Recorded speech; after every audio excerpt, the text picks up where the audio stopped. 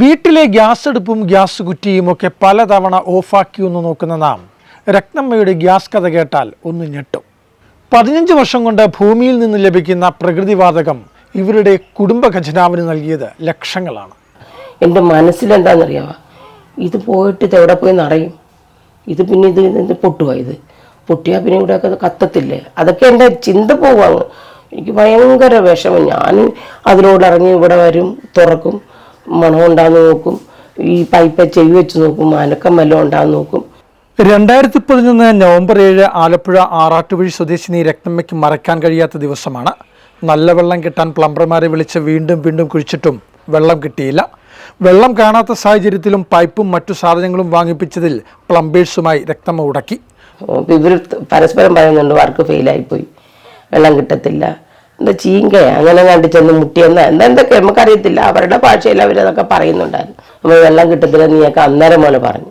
പിന്നെ ഈ കടയിൽ നിന്ന് കൊണ്ടുവന്ന് പൈപ്പ് മേടിച്ചതിനകത്തുകൊണ്ട് താക്കേണ്ട കാര്യമുണ്ട്. പൈസ വെറുതെ കളയണ്ടല്ലോ എന്ന് കരുതി രത്നമ്മ പറഞ്ഞു, വെള്ളമോ കിട്ടിയില്ല, പൈപ്പിലൂടെ ഗ്യാസിലും കിട്ടട്ടെ. പക്ഷേ അന്ന് രാത്രി രത്നമ്മ ഉറങ്ങിയില്ല.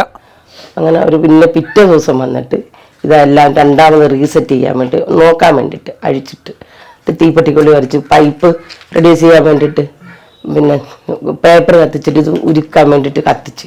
അപ്പോൾ ഇതിലോട്ട് കത്തി. അപ്പോൾ ഇവൻ പറഞ്ഞു, ചേച്ചി പ്ലംബർ ചേച്ചി ഇത് ഗ്യാസാണ്. ഞാൻ പറഞ്ഞു ഗ്യാസാണ്, ഗ്യാസ്. അപ്പോൾ ഇവൻ പറഞ്ഞു അത് ഗ്യാസാണ്, ഇവിടെ പലയിടം അങ്ങനെ കണ്ടിട്ടുണ്ടെന്ന്.